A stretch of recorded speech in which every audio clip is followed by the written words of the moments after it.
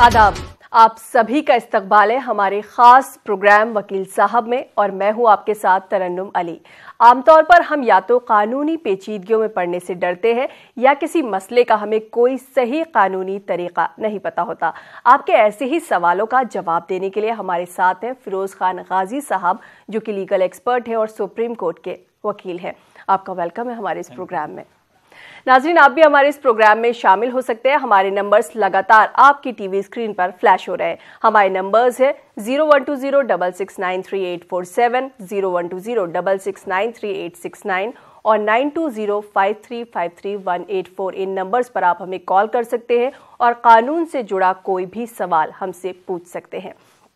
वकील साहब, अगर अक्सर देखने के लिए मिलता है, अगर किसी के ऊपर कोई एफआईआर दर्ज करवा देता है तो जिसके ऊपर एफआईआर हुई है वो गिरफ्तारी से बचने के लिए क्या कर सकता है? उसके पास एक तरीका तो ये है कि बहुत से स्टेट्स में बेल का प्रोविज़न है, जिसको आम तौर पे आम ज़बान में एडवांस बेल बोलते हैं या बेल बिफोर अरेस्ट बोलते हैं। कानूनी नुक्ते नज़र से उसे एंटिसिपेटरी बेल कहते हैं। एंटिसिपेटरी बेल का मतलब ये हुआ कि अगर आपके खिलाफ या आपको खदशा है कि आपके खिलाफ एफआईआर रजिस्टर्ड हो गया है नॉन बेलेबल ऑफेंसेस में और आपको पुलिस अरेस्ट कर सकती है, तो आप डायरेक्ट कोर्ट में, सेशन कोर्ट को, हाई कोर्ट को आप एक पिटीशन दाखिल कर सकते हैं कि हमें अरेस्ट होने का ख़तरा है, हमारे साथ ज़्यादती कर सकती है पुलिस, और ये दिखाना होता है कि हमने ऑफेंस नहीं किया है और हम ख़ास यहाँ के रहने वाले हैं, हम कहीं कानून से भागेंगे नहीं, तो हमें जो है एंटिसिपेटरी बेल दिया जाए, यानी कि प्री अरेस्ट बेल दिया जाए। तो ऐसे सिचुएशन में अगर कोर्ट बेल का ऑर्डर कर देती है तो पुलिस अगर आपको अरेस्ट करती है उस केस में, तो पुलिस को जो है थाने में ही आपको बेल देना पड़ेगा। जी, अक्सर ऐसा भी देखने के लिए मिलता है कि कोई किसी के खिलाफ झूठे आरोप लगाने लगता है, तो अक्सर जैसे लड़कियों को एक तरह से बहुत सारी सहूलियत दी है कानून ने, लेकिन कई बार वो गलत फ़ायदा भी उठाते हैं। जैसे कई बार किसी लड़के के खिलाफ झूठे छेड़छाड़ के आरोप लगा दिए जाते हैं, तो इस तरह अगर कोई लड़की किसी लड़के पर आरोप लगा रही है तो लड़का बचने के लिए क्या कर सकता है? कानून में क्या रास्ता है उसके लिए? जी तरन्नुम, मैं आपको बता दूं कि हिंदुस्तान का क्रिमिनल जस्टिस सिस्टम बहुत क्लियर है। क्लियर इस तरह से है कि अगर आपने पुलिस में किसी के खिलाफ कोई कंप्लेंट किया, अगर आपका कंप्लेंट इन्वेस्टिगेशन के बाद सही निकलता है तो पुलिस की जिम्मेदारी है कि जिसके खिलाफ कंप्लेंट हुआ है उसके खिलाफ चार्जशीट फाइल करे। लेकिन अगर इन्वेस्टिगेशन के बाद पुलिस को यह पता चल रहा है कि जो फॉल्स कंप्लेंट है, तो फिर जो कंप्लेनेंट है उसके खिलाफ प्रोसीजर है 182 का, उनके खिलाफ जो है प्रोसीडिंग्स करें, अब उनको फिर उनके खिलाफ केस दर्ज करें। तो बहुत क्लियर है कि दोनों में से एक गया, यानी कि या तो कंप्लेंट जो किया है जिसके खिलाफ किया है या तो उसके खिलाफ चार्जशीट फाइल होगा, और नहीं तो जिसने गलत कंप्लेंट, झूठा कंप्लेंट किया है उसके खिलाफ कानूनी कार्रवाई की जाएगी। ये हमारा क्रिमिनल जस्टिस का मेन सिस्टम है। जी, एक कॉलर हमारे साथ कश्मीर से जुड़े हैं, Mohammad Yusuf. Hello hello hello Yusuf साहब, क्या आपको हमारी आवाज आ रही है? एक और कॉलर हमारे साथ जुड़ गए हैं कश्मीर से। हेलो, अस्सलाम वालेकुम व रहमतुल्लाहि व बरकातुहू। जी, वालेकुम सलाम। बताएं क्या सवाल है आपका? जी मैम, मेरे एक पड़ोस में एक बंदा है, मतलब उसकी जमीन है दूसरे के पास, वही कमा रहा है, वो उसी पास कमा रहा है, वही मतलब ले रहा है, वो उसका कुछ भी नहीं दे रहा, मतलब जो दहेज वगैरह जो लेते हैं ना, जैसे उसका कुछ भी नहीं दे रहा, उसके 6 साल तक तो उसके पास है। अगर मान लो, तो मैं वकील साहब से ये जानना चाहता था कितने साल तक वो अपने पास रख सकता है, उसके बाद मतलब कार्रवाई कर सकते हैं उसके ऊपर। आपने बताया नहीं कि वो ज़मीन पर अगर वो रह रहा है तो कैसे रह रहा है, या उससे अगर कोई कमाई कर रहा है तो कैसे कमाई कर रहा है। बहरहाल, चूँकि ज़मीन जो है वो इमूवेबल प्रॉपर्टी में आता है, इमूवेबल प्रॉपर्टी के खिलाफ अगर वो आपकी ज़मीन है और आप पर उसने कब्जा किया है तो आप उसके खिलाफ कानूनी कार्रवाई कर सकते हैं। 12 साल का पीरियड होता है कि 12 साल के अंदर आप कर सकते हैं। जी, वकील साहब, वक्फ बोर्ड की प्रॉपर्टी को लेकर अक्सर केसेस सामने आते रहते हैं, तो वक्फ बोर्ड की प्रॉपर्टी पर सबसे पहला हक किसका होता है, किसका होना चाहिए?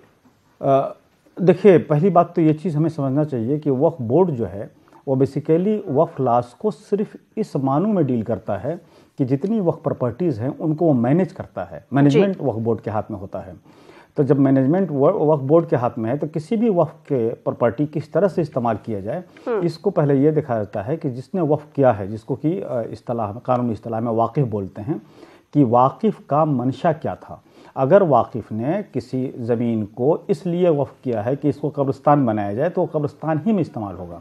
अगर उसने ये कहा है कि इस पर स्कूल बनाया जाए तो वो स्कूल में इस्तेमाल होगा। अगर उसने कहा है हॉस्पिटल बनाया जाए, हॉस्पिटल में इस्तेमाल होगा। या उसने ये कहा है कि इसकी पर खेती की जाए और जो उससे इनकम हो उसको गरीबों में बांटा जाए तो उसी में इस्तेमाल होगा। यानी कि मेन एम ये है कि वाकिफ का जो मंशा है उस मंशा को पहली फौकियत दी जाएगी और उसके मंशे के हिसाब ही से काम होगा। जी, कश्मीर से एक और कॉलर हमारे साथ जुड़े हैं, गुलाम अहमद। हेलो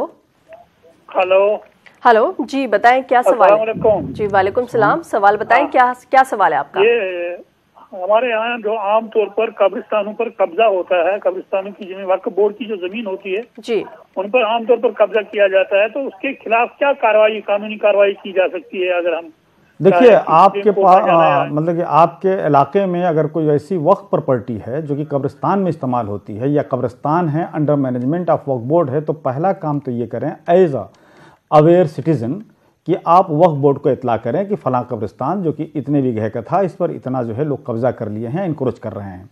अगर वक्फ बोर्ड भी एक्शन नहीं ले रहा है तो आपको एज ए सिटीज़न जो है वो कानून का सहारा लेने के लिए कानून आपको इजाज़त देता है कि आप उन इनक्रोचर के ख़िलाफ़ जो कि गलत तौर पर कब्जा किए हुए हैं उनके ख़िलाफ़ आप खुद कोर्ट में जा सकते हैं और उनको वहाँ से इविक्ट करने के लिए सूट फाइल कर सकते हैं।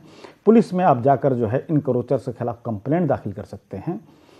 ये आपके पास लीगल रेमेडीज अवेलेबल है। जी, दिल्ली से एक कॉलर हमारे साथ जुड़े हैं, मोहम्मद अयूब। हेलो हेलो जी जी, मैं लाइन पर हूँ जी, सवाल बताएं, क्या सवाल है आपका? जी, मेरा ये सवाल है जी, ये सवाल है जी पूछिए। देखिए, सबसे पहले आप अपने टीवी की आवाज बंद करिए। कि मैंने अपने छोटे भाई को अपना पार्टनर बनाया था विदाउट इन्वेस्टमेंट जी, क्योंकि सगा भाई का तो बाप की दुकान है, इसलिए वो मेरी अपनी पूरी दुकान खा गया। तो मैं उसके ऊपर किस तरह से दावा कर सकता हूँ? क्या ये फौजदारी होगा?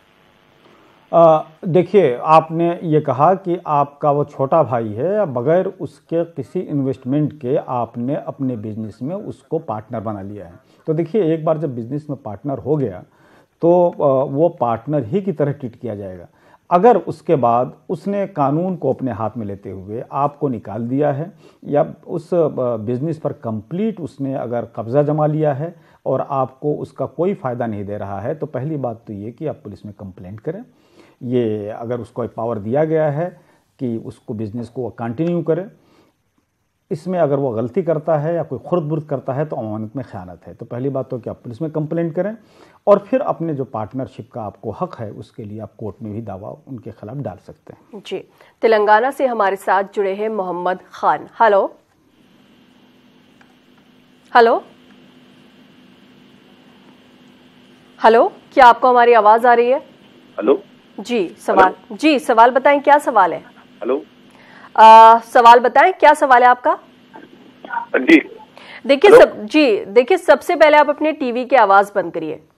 जी जी जी जी जी मेरा एक सवाल है जी बताएं सवाल। सर कि हमारा एक 498 का केस है, दो पार्टीज मिलके हाई कोर्ट में कॉश करा ले रहे हैं, ठीक है जी, आप बताएं, क्लियर करें सवाल अपना। तो मेरा सवाल ये है कि हम लोग उस दिन कोर्ट में रहने के साथ उस दिन जज साहब ने बोल दिया कि क्लोज बोल के बोल दिया, बाहर निकल के जब आ जाएंगे तो फिर ऑर्डर कॉपी आने के लिए तो टाइम लगेगा 10-12 दिन का, तो बिटवीन में फिर से वो रीओपन करवा सकती है केस? एक बार जज साहब ने देखिए, अगर एक बार कोर्ट से ऑर्डर हो गया केस को क्लोज करने का, अब ये क्लोज डिस्पोज ऑफ केस क्यों हुआ है ये आपने नहीं बताया है, लेकिन एक बार जब कोर्ट का ऑर्डर हो गया तो फिर उसकी ऑर्डर की कॉपी आपको मिल जाएगी। अगर दूसरी पार्टी को किसी भी मसले पर फिर उसको आगे बढ़ाना है या जैसा कि आपने कहा कि रीओपन करना है, तो उसकी भी दूसरी पार्टी जब दरख्वास्त देगी तो अपोजिट पार्टी को उसका पहले नोटिस देना पड़ता है। इसलिए आप बेफिक्र रहिए। कहीं कहीं जो हाई कोर्ट में सिस्टम ये आ गया है कि हर चीज़ जो है, बल्कि दिल्ली में डिस्ट्रिक्ट कोर्ट में भी आ गया है कि नेट पर अवेलेबल होता है।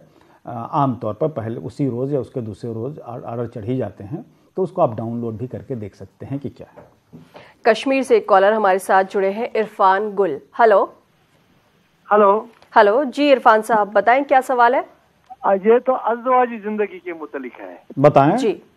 हाँ जी, अगर कोई औरत घर में मायके में बैठेगी, उसको शौहर इसरार कर रहा है कि आप आइए घर, वो नहीं मानती है, तो वो क्या कर सकता है जी? कानूनी तौर क्या राहत है उसको? देखिए, रेस्टिट्यूशन ऑफ कंजुगल राइट्स का एक प्रोविज़न है कानून में, वो ये कि अगर आपकी वाइफ है या किसी वाइफ का कोई हस्बैंड है तो एक दूसरे को यह हक है कि एक दूसरे की कंपनी एंजॉय करे।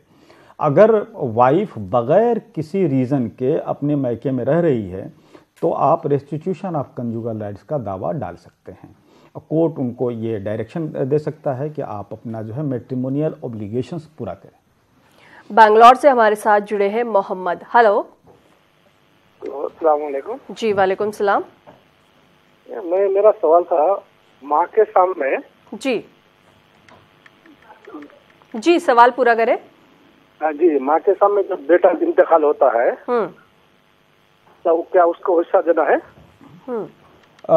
माँ के सामने अगर बेटे का इंतकाल होता है तो माँ की प्रॉपर्टी में तो उसका हिस्सा अब कैसे होगा? माँ से पहले वो इंतकाल कर गया है बेटा। आप ज़रा सवाल को अपना सही कीजिए, सही करके दोबारा पूछिए। जी, कश्मीर से ही एक कॉलर हमारे साथ और जुड़े हैं, शाकिर। हेलो। ली थी मैंने उनसे।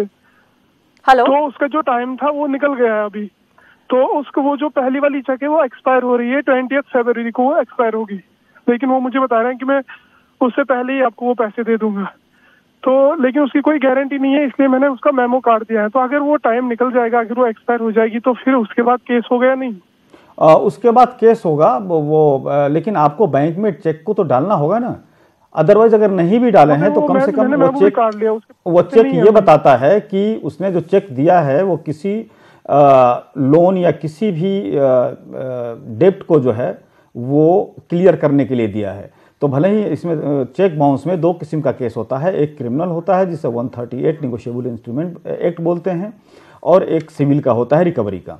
रिकवरी का पीरियड आपके पास 3 साल का होता है, चेक इशू करने या चेक का डेट ख़त्म होने से पहले तक। तो आप सिविल में तो हर वक्त जा सकते हैं, चाहे वो चेक बाउंस हुआ है या नहीं बाउंस हुआ है, इस ग्राउंड पर कि ये तो क्लियर है कि उससे आपसे कुछ मामलात था, कुछ लेन देन था, उस लेन देन के सिस्टम में ही उसने जो है आपके फेवर में चेक इशू किया है।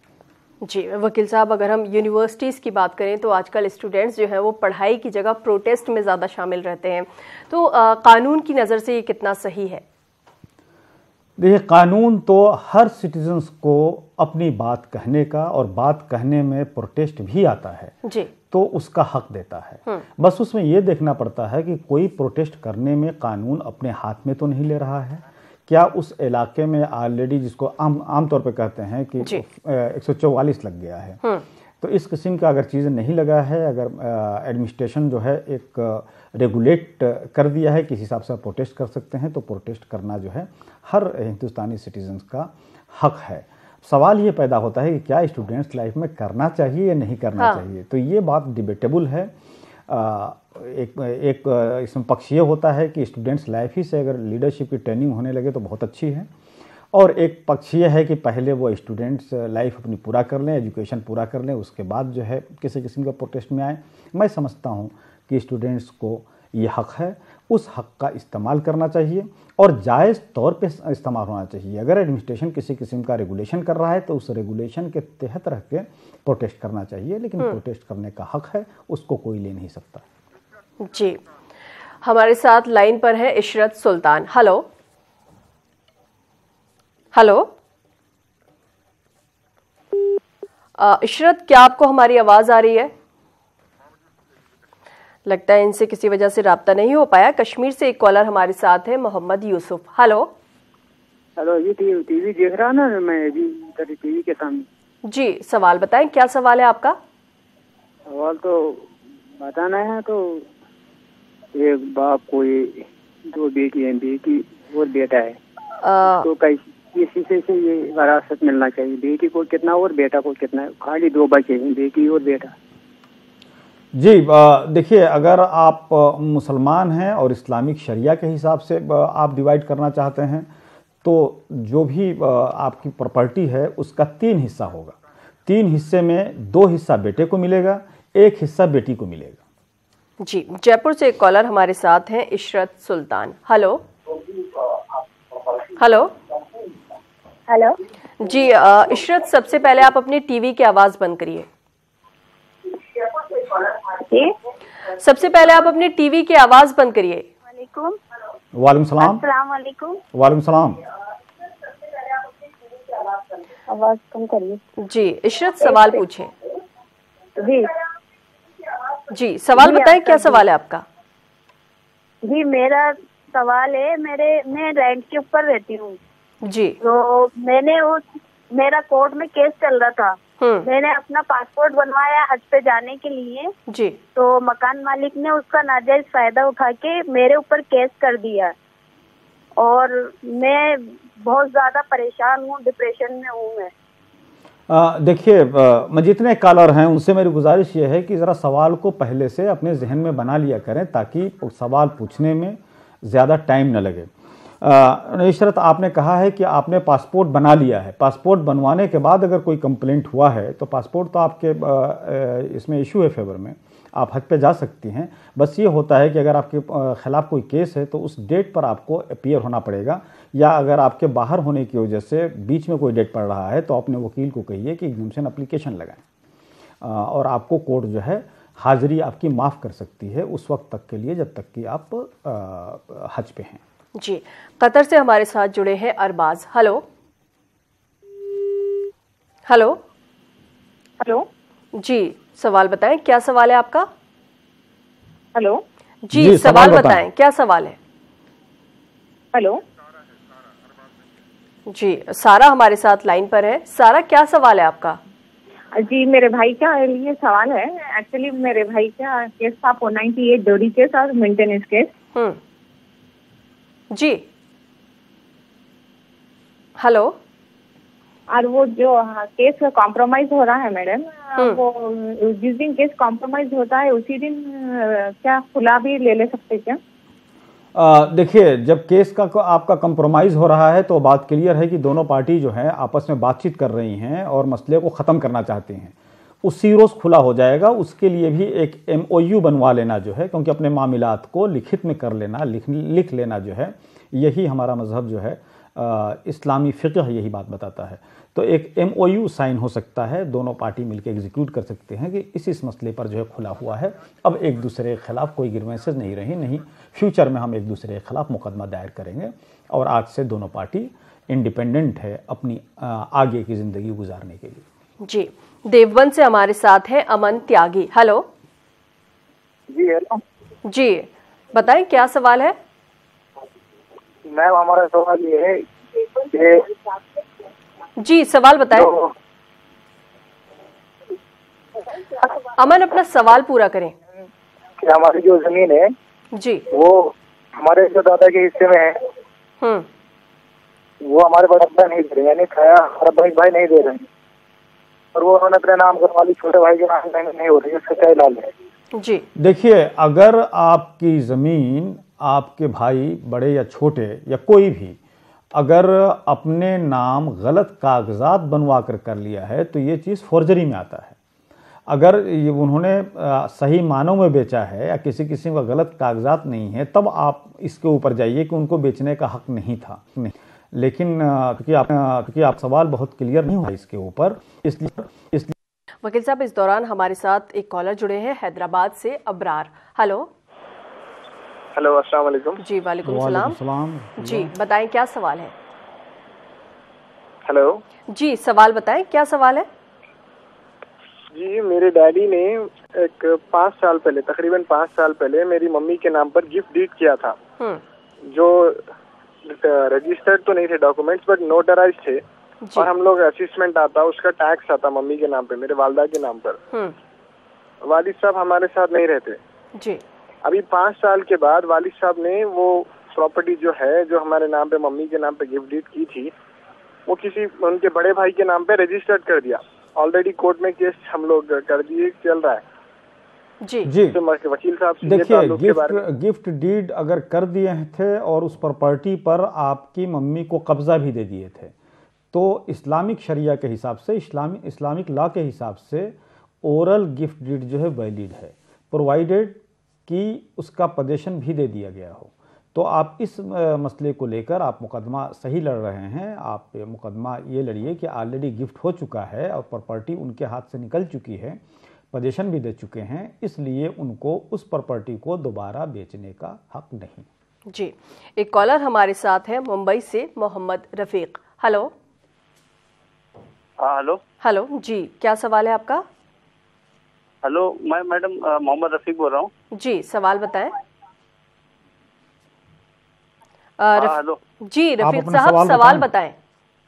हाँ, मेरा सवाल अभी मैंने करा वही कि वाइफ डिवोर्स का झूठा इल्जाम डाल के केस डाले, मुझ पर अलग होके रह रहे बहुत सालों से, और केस में उनका 2011 से 2019 लग गया और वो उनका अर्जी नामंजूर हुआ है कोर्ट में 29 तारीख को जी। तो अभी उसमें मंजूर हो गया कि डिवोर्स नहीं हुआ बोल के कोर्ट ने भी नामंजूर कर दिया है, और मुस्लिम पर्सनल लॉ में भी साबित नहीं हुआ उनका ये झूठा चीज था, और कोर्ट ने उसको डिस्पोज कर दिया है। तो अभी वो मैं क्या कर सकता हूँ या वो क्या कर सकते हैं? भाई, आपने ये कहा कि डाइवोर्स के लिए आपकी वाइफ का पिटीशन था जिसको कि कोर्ट ने नहीं माना, उसको जो है डिस्पोज ऑफ कर दिया पिटीशन को। तो आज की तारीख में वो आपकी बीवी हैं, आप रेस्टिट्यूशन ऑफ कंजुगल राइट्स का दावा डाल सकते हैं। लेकिन सही सलाह ये है कि हस्बैंड या वाइफ दोनों में से कोई अगर एक दूसरे के साथ न रहना चाहे तो दुनिया का कोई कानून उन्हें ज़बरदस्ती साथ रहने के लिए और मैट्रिमोनियल ऑब्लिगेशंस को पूरा करने के लिए बाध्य नहीं कर सकता है। तो इस सिचुएशन को देखिए, आपके पास ये तो हक़ है कि आप रेस्टिट्यूशन ऑफ कंजुगल राइट्स का दावा डाल सकते हैं, लेकिन ये चीज़ कितनी प्रैक्टिकेबल है उसको भी देखना चाहिए। जी, दिल्ली से एक कॉलर हमारे साथ है, मुख्तार। हेलो। हेलो। हाँ जी। जी, सवाल बताएं, क्या सवाल है आपका? मेरा सवाल ये है कि दिल्ली में जी आगे बताएं। जी, हमारा सवाल ये है कि दिल्ली में अमानतुल्लाह खान ने ऐलान किया है कि इमामों की तनख्वाह दी जाएगी। जी, दिल्ली में अमानतुल्लाह खान ने ऐलान किया है कि इमाम को तनख्वाह दी जाएगी। तो कौन कौन से इमाम को तनख्वाह दी जाएगी? देखिए, जो दिल्ली में मसाजिद हैं उसमें से जो ज़्यादातर मसाजिद हैं वो वक्फ बोर्ड के तहत चल रही हैं, और ऑलरेडी वक्फ बोर्ड से उनके तनख्वाह होते हैं। जब तक कि कोई इमाम खुद कहे कि मैं नहीं लूँगा, बहुत से हमारे इमाम हैं जो कि ऑनररी तौर पर पढ़ाते हैं, तनख्वाह नहीं लेते हैं। लेकिन जो वक्फ बोर्ड के अंदर मस्जिद अंदराज है, ऑलरेडी इमाम अपॉइंटेड हैं और उनको ऑलरेडी तनख्वाह मिल रहा है, या मैं समझता हूँ कि पिछले 15-20 सालों से मिल रहा है। इस वक्त जो है उनका तनख्वाह 9,000 या 10,000 था, अब उनका तनख्वाह 18,000 कर दिया गया है, 17 या 18,000। तो अच्छा, उनका ऑलरेडी जो है वहाँ पर जो इमाम दिल्ली वक्फ बोर्ड से अपॉइंटेड हैं, उनका वहाँ पे बैंक का नंबर होता है और हर महीने में तनख्वाह सैलरी जो है वो या ऑनरेरियम उनके अकाउंट में आ जाता है। तो बहुत अच्छा, और बहुत सी मस्जिदें ऐसी हैं, ख़ासतौर से जो नए इलाके में बसी हैं, महल्ले के लोगों ने बनाया है, और महल्ले के लोग ही इमाम साहब को तनख्वाह देते हैं, यानी कि वो मस्जिद वक्फ बोर्ड के तहत नहीं होती हैं, इलाके के मैनेजिंग कमेटी के तहत होती है। मैनेजमेंट कमेटी ही उसको, इमाम को या मुअज्जिन को तनख्वाह देती है। जी, श्रीनगर से हमारे साथ जुड़े हैं Sayyar Ahmad Bhat. Hello. Hello. Hello ji, सवाल बताएं, क्या सवाल है आपका? हेलो, अस्सलाम वालेकुम मैडम, मेरा नाम है सैयार अहमद भट्ट, मैं श्रीनगर से बोल रहा हूँ। जी, वालेकुम सलाम। क्या बताएं, क्या सवाल है? मेरा सवाल यह है मैडम, मेरी जमीन जो है एक बंदे को कमा रहा था 6 साल से, तो उसका कब्जा कितने साल के बाद होता है? देखिए, अगर कोई ज़मीन पर आपके काबिज है तो आपको 12 साल के अंदर ही उसके खिलाफ मुकदमा करना होता है। अगर 12 साल के बाद गए तो एक कानून का एक पॉइंट ये होता है जिसको एडवर्स पोजीशन बोलते हैं। फिर दूसरा आदमी जो ज़मीन पर काबिज है, भले ही ज़मीन उसके नाम से है नहीं है, लेकिन वो डिफेंस ले सकता है अगर पिछले 12 साल से ज़्यादा दिनों से रह रहा है कि ये ज़मीन एडवर्स पोजीशन में उसके पास चली जाएगी। इसलिए अगर ज़मीन आपकी है, किसी के कब्ज़े में है, तो 12 साल के अंदर ही उसको वहाँ से इविक्ट करने का आप दावा डाल दीजिए। जी वकील साहब, किसी बच्चे की उसके बाप की ज़िंदगी में अगर डेथ हो जाती है तो मुस्लिम लॉ के मुताबिक उस औलाद की फैमिली का क्या प्रॉपर्टी पर हक होगा? देखिए, आपने बहुत सही सवाल पूछा है कि क्या बाप दादा के ज़माने में बेटे का इंतकाल हो गया और उनके पोते का प्रॉपर्टी में हक है या नहीं। इस्लामिक लॉ कहता है, इस्लामिक फिक़्ह कहता है कि नहीं है, क्योंकि वो लिंक टूट गया। अब सवाल ये पैदा होता है कि उस बच्चे का क्या होगा जो कि उसी दादा का पोता है जी। तो इस्लाम का दो चीज़ें देखना चाहिए सामने। पहली बात तो ये कि इस्लाम में वसीयत का सिस्टम है, और वसीयत का सिस्टम ये है कि वसीयत आप अपने किसी लीगल एयर्स को नहीं कर सकते हैं जी। तो जहाँ बाप मर गया और पोता है और दादा जिंदा है तो फिर दादे की प्रॉपर्टी दादा उसके नाम से वसीयत कर सकता है, वो अब लीगल एयर नहीं रहा। दूसरी बात ये कि गिफ्ट का प्रोविज़न है। गिफ्ट का प्रोविज़न ये है कि अपनी ज़िंदगी ही में ही दादा अपने पोते को, जिसका कि बाप मर चुका है, उसको जो है जितना उसकी वरासत में आने के अमकान हैं, माल या ज़मीन, उतना वो उसकी ज़िंदगी में ही दे सकता है। तो इस प्रोविज़न को देखते हुए इस बात को बनाई गई। जी।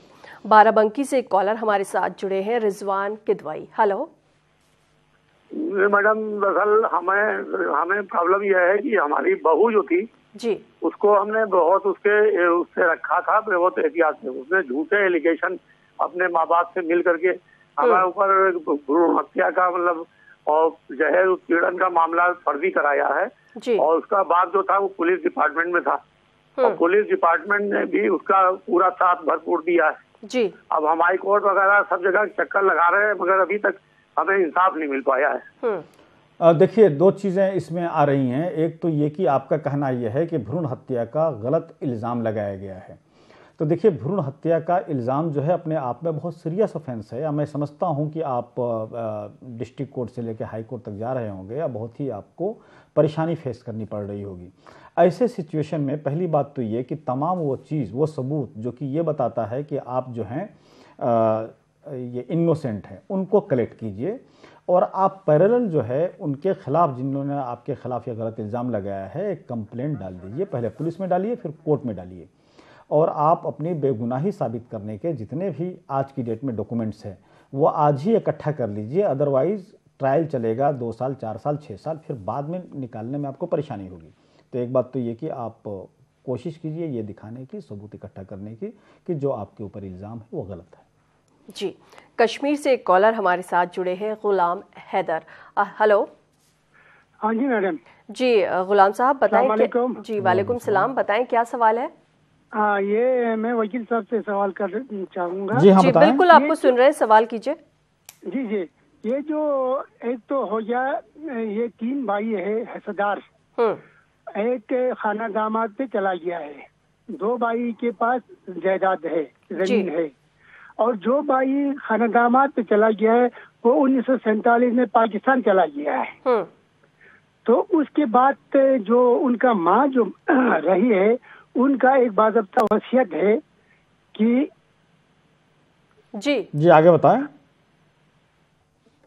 माँ का एक वसीयत है, वसीयत में साफ लिखा हुआ है कि खाना दामाद में जो बच्चा उसका गया है, अगर वो वापस आता है तो उसको ये हिस्सा दिया जाए, अगर नहीं आता है तो उसको हिस्सा नहीं दिया जाए।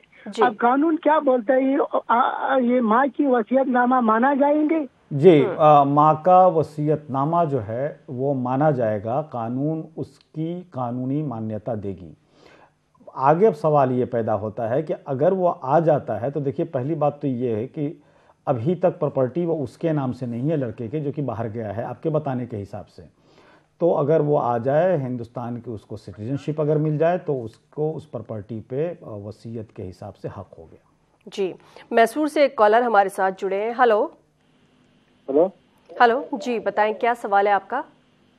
हेलो जी, सवाल बताएं, क्या सवाल है आपका? मैं कर्नाटक मैसूर से बात कर रहा हूँ। जी हाँ बताएं। जी। हेलो, सवाल बताएं, आपका सवाल क्या है? नाम मेरा फयाज अहमद है।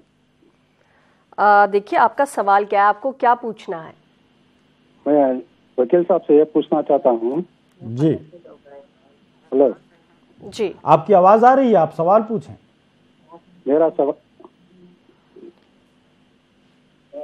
सयार साहब, आपने अपने टेलीविजन की आवाज़ जो है वो बंद नहीं की है, इस वजह से आपकी आवाज़ ना हम सुन पा रहे हैं ना आप हमारी आवाज़ सुन पा रहे हैं। कॉलर हमारे साथ और जुड़े हैं दिल्ली से, गुफरान। हेलो।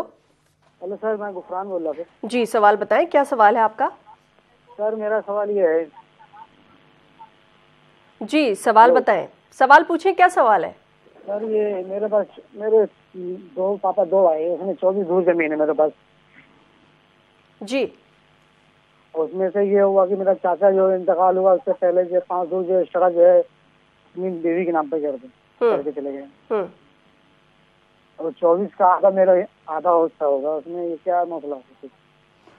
देखिए, पहली बात तो ये कि आपका सवाल क्लियर नहीं हो पा रहा है। आपका कहना है कि 24 गज ज़मीन था जिसमें आप भी हिस्सेदार थे, लेकिन आपके चाचा वो अपनी बीवी यानी अपनी चची के नाम से कर दिए हैं। एक बात तो ये कि अगर उस ज़मीन के आप आधे के हिस्सेदार हैं, यानी कि आप अपने चाचा के जो भाई हैं, जो आपके फादर हैं, अगर उनका भी नाम चढ़ा हुआ है तो दूसरे साहब जो प्रॉपर्टी बेचे होंगे वो गलत इन्फॉर्मेशन दे को बेचे होंगे, गलत कागजात बना के बेचे होंगे। तो पहले तो आप इस चीज़ की इंक्वायरी कीजिए। अगर गलत कागज़ बनाकर उन्होंने बेचा है तो फिर जो है उनके खिलाफ 420 और ये कि जाली कागज़ बनाने की, जालसाजी का उनके ऊपर मुकदमा कायम हो सकता है। आप पुलिस में कंप्लेंट कीजिए और साथ ही साथ कोर्ट में भी जाइए ताकि आप ये डिक्लेयर करा सकें कि जो हम आपके चचा ने वो ज़मीन अपनी बीवी के नाम से किया है वो गलत है, उनको करने का हक नहीं था। जी। हैदराबाद से एक कॉलर हमारे साथ जुड़े हैं, अब्दुल करीम। हेलो। हेलो, अस्सलाम वालेकुम। जी, वालेकुम सलाम। बताएं, क्या सवाल है? जी, मेरा सवाल है। जी बताएं, सवाल बताएं। अस्सलाम वालेकुम। वालेकुम सलाम। देखिए अब्दुल करीम साहब, सबसे पहले आप अपने टीवी की आवाज बंद करिए। कोर्ट से एक डिग्री हासिल किया हूँ लैंड की। जी। मैं डिस्ट्रिक्ट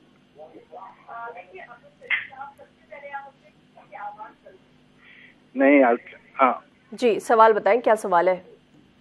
मेरा सवाल है कि डिस्ट्रिक्ट कोर्ट से मैंने एक डिग्री हासिल की जमीन के बारे में, और रेलवे है तो मैं हज को गया था, उस टाइम में एक नोटिस हाई कोर्ट से भेजे जी, मैं वो हासिल नहीं कर सका।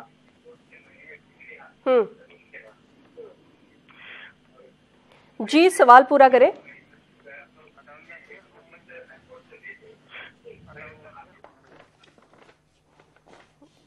एक कॉलर हमारे साथ और जुड़े हैं मुंबई से, अताउल्ला खान साहब। हेलो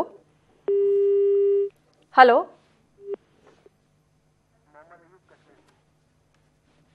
लगता है किसी वजह से हमारा कॉलर से राब्ता नहीं हो पा रहा। एक कॉलर हमारे साथ और जुड़े हैं कश्मीर से। हेलो। हाँ, अस्सलाम वालेकुम। जी, वालेकुम सलाम। बताएं, क्या सवाल है? मैम, हम पापा की एक प्रॉपर्टी थी, तो अब क्या था कि हम 2 भाई हैं जी। अब पापा ने हमारी प्रॉपर्टी क्या है कि 2 हिस्से में बांट दी। तो वो जो प्रॉपर्टी थी वो जो मान के चले उनके बिजनेस था, ये ना दुकान थी एक, तो वो मैंने सारा ले ली, दुकान ले लिया मैंने।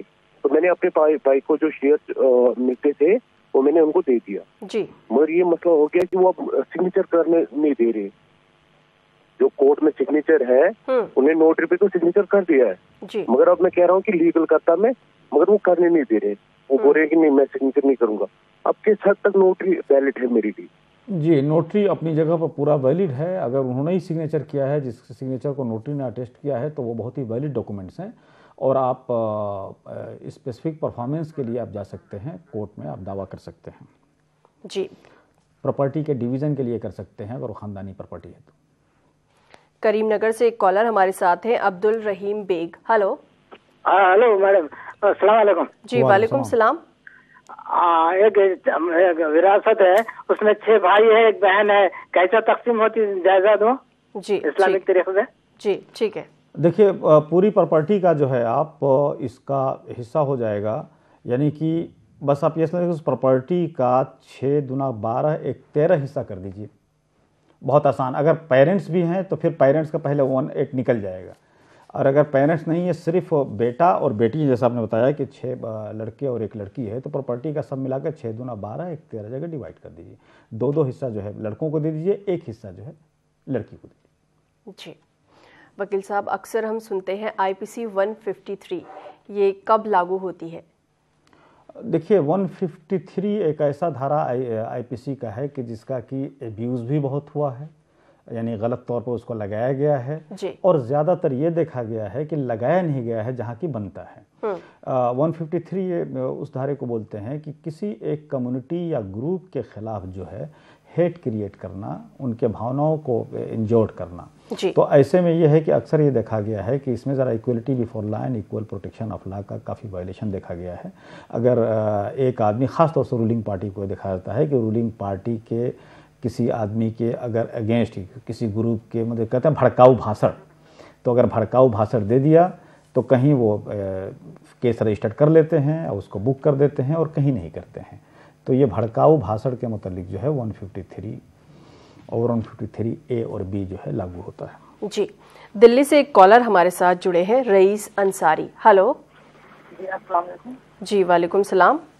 मेरा सवाल ये है कि मेरे चाचा जी है जो वो अपने घर की जमीन जो होती है, घरारी की जमीन जिससे घर बना हुआ है, वो अपने भतीजे को लिख दिया, जबकि चाचा की एक बेटी है, दामाद है और उनकी बीवी है जी।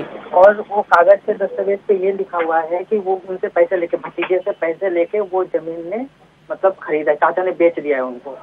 तो इस हालात में इस्लामिक लॉ के अकॉर्डिंग चाची थी और मेरी जो बहन है, देखिए इस्लामिक लॉ के हिसाब से एक चीज़ मैं बहुत क्लियर बता दूं कि अगर कोई प्रॉपर्टी का मालिक है, जब तक वो जिंदा है, वो जैसे तबीयत करे वैसे प्रॉपर्टी का इस्तेमाल करे, चाहे तो खुद इस्तेमाल करे, उस पर बिजनेस करे, चाहे तो उसमें रहे, चाहे तो किसी को बेच दे। यानी कि अपने बेटों के रहते हुए भी वो प्रॉपर्टी बेच सकता है, गिफ्ट कर सकता है, बे कर सकता है, ये उसको कानूनी अख्तियार है। जी, हैदराबाद से एक कॉलर है हमारे साथ, Syed Razzaq. Hello hello hello ji सवाल बताएं क्या? जी सवाल बताएं, क्या सवाल है आपका? मेरे को पार्टीशन सूट पे बात करने का है वकील साहब से। जी बिल्कुल। मेरा पार्टीशन होके 1 साल होगा, अर्राज होते अब तक पैसे नहीं मिले, वकील साहब मेरे को सता रहे। आप अपना सवाल बताएं। मैं आपको आवाज नहीं आ रही, जरा जोर से बोलिए। नहीं, आवाज आ रही है, आप सवाल तो बताएं। मेरा सवाल ये है कि मेरा पार्टीशन सूट में मजिस्ट्रेट पे जीत लिया, मकान हर्राज कराए, मैं पैसे जैसे वकील साहब नहीं दे रहे। आपका सवाल क्लियर नहीं हो रहा है जी। माफ कीजिएगा सैयद रज्जाक साहब, आप हमें फिर से कॉल मिला सकते हैं।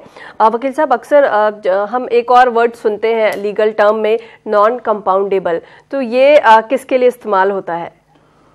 देखिए, जो हमारे यहाँ आईपीसी में या और किसी दूसरे क्रिमिनल लॉ में, पिनल लॉ में जो ऑफेंस है जी, उसको उसके सिविरिटी के ऊपर, उसकी संगीनता के ऊपर कि वो कितना संगीन जुर्म है, 2 हिस्सों में बांटा गया है। इसको बोलते हैं कंपाउंडेबल, एक बोलते हैं नॉन कंपाउंडेबल। कंपाउंडेबल ऑफेंस ऐसा होता है कि जो विक्टिम है, जिसके साथ आपने ज्यादती की है, अगर वो चाहे तो कंपाउंड कर सकता है, यानी कि सुलह कर सकता है, उसको जो है क्या कहते हैं, केस को ख़त्म कर सकता है। नॉन कंपाउंडेबल केसेस ये वो उसको बोलते हैं जिसमें ऑफेंस ज़्यादा है, सज़ा ज़्यादा है, और ये मानकर चला जाता है कि जो ऑफेंस होता है वो स्टेट के खिलाफ होता है, यानी कि आपकी सरकार जो है, आपका देश आपका गार्जियन है। तो कोई भी ऑफेंस किसी के साथ कोई करता है, अगर वो सीवियर ज़्यादा है तो स्टेट गार्जियन होती है। अब वो स्टेट के ऊपर है, जो विक्टिम है उसके चाहने पर भी वो केस कंपाउंडेबल नहीं होगा, उसको बोलते हैं, नहीं कंप्रोमाइज नहीं होगा, सिंपल में सुन लिए, उसको बोलते हैं नॉन कंपाउंडेबल। यानी ऐसा ऑफेंस जो कि विक्टिम के कहने से भी, उसके एग्री होने पर भी कंप्रोमाइज नहीं हो सकता है, उसको कंपाउंडेबल, नॉन कंपाउंडेबल ऑफेंस बोलते हैं। जी, एक कॉलर हमारे साथ जुड़े हैं मुंबई से, Praveen. Hello hello hello ji, सवाल बताएं, क्या सवाल है?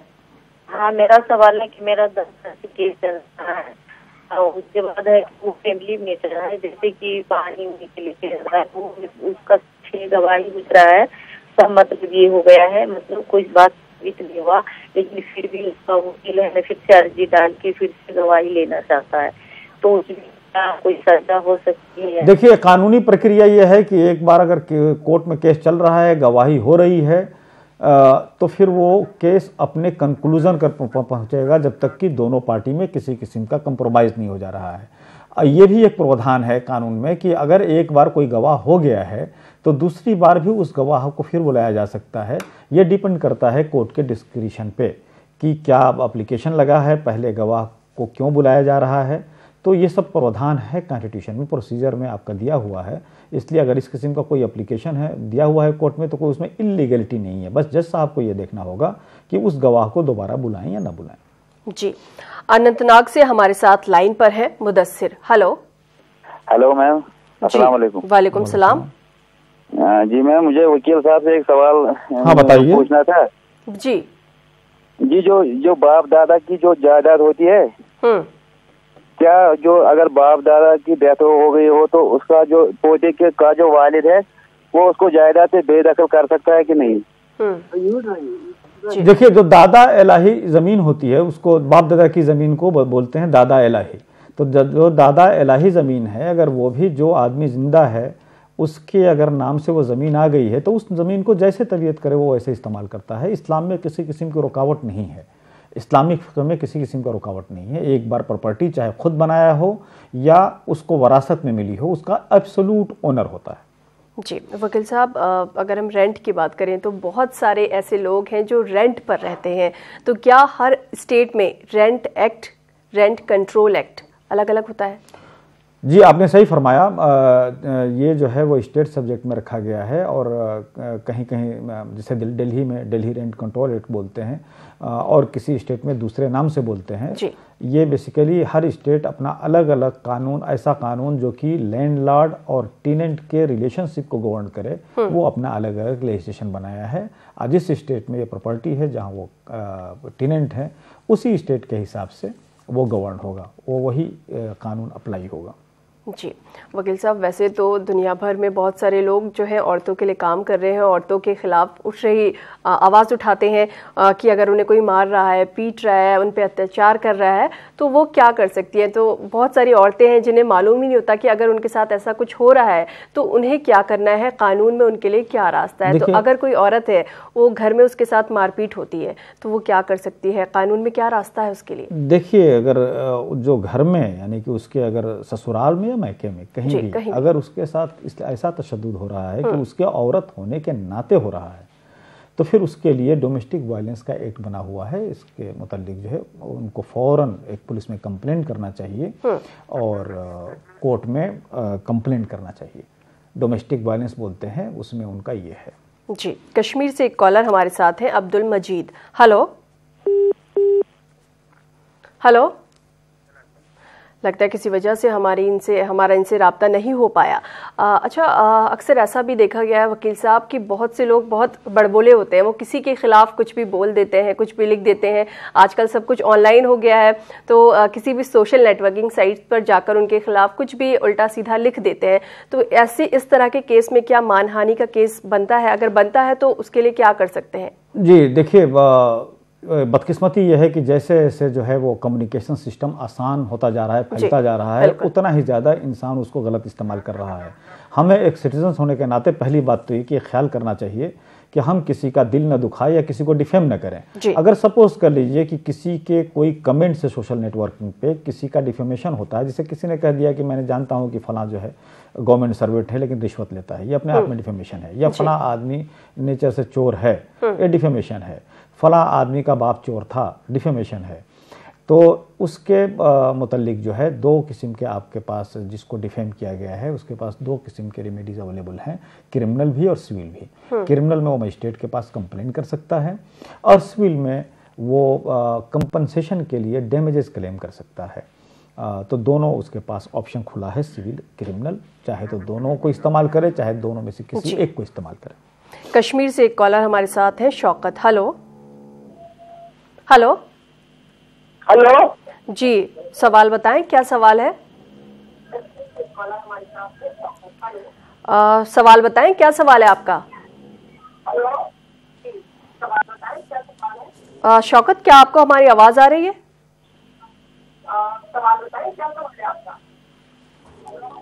एक कॉलर हमारे साथ लाइन पर और जुड़े हैं, मुंबई से मोहम्मद अताउल्ला। हेलो जी, लगता है किसी जी, हैदराबाद से एक कॉलर हमारे साथ और जुड़े हैं, सैयद अब्दुल रज़ाक। हेलो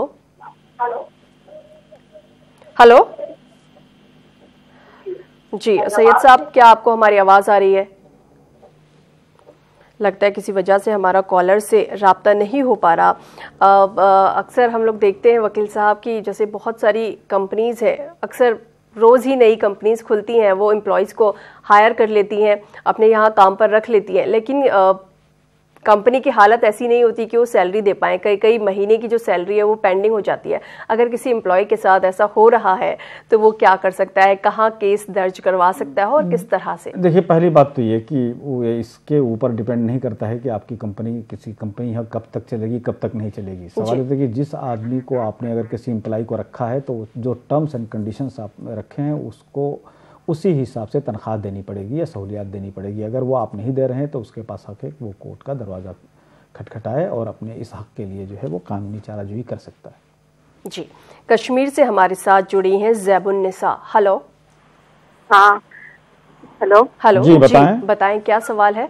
1951 का बात है। जमीन हमारे ससुर और जेठ बेचे, हमारे शौहर साइन नहीं करे थे वो।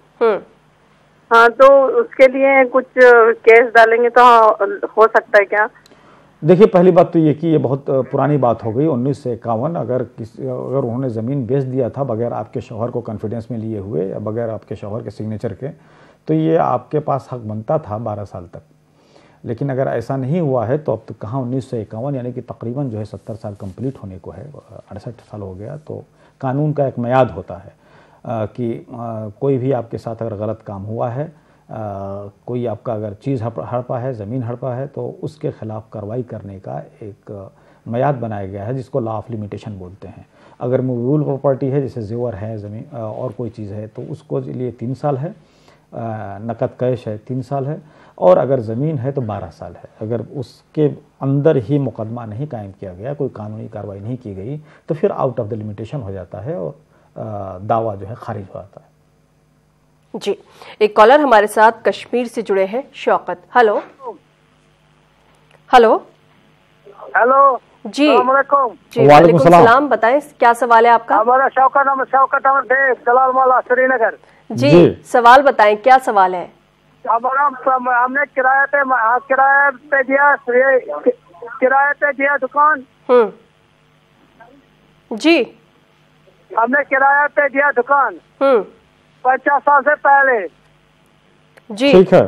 किराया से वो देते रहे, 4 साल से किराया बंद कर दिया, 30 साल से वो बंद दुकान है। हम कानूनी उसको क्या कर सकते हैं? ऐसा है बेग साहब की हर स्टेट का तकरीबन जो है रेंट लैंडलॉर्ड और टेनेंट को गवर्न करने के लिए जो इनेक्टमेंट है, जो कानून है, वो अलग अलग है।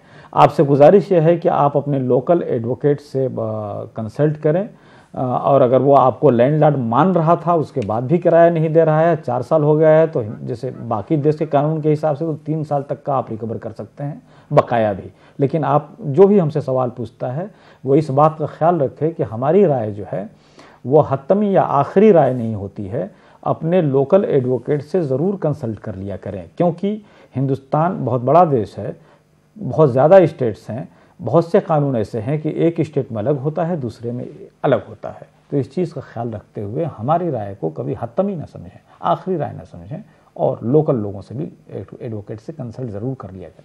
जी, जौनपुर से हमें कॉल किया है मोहम्मद आसिफ ने। हेलो।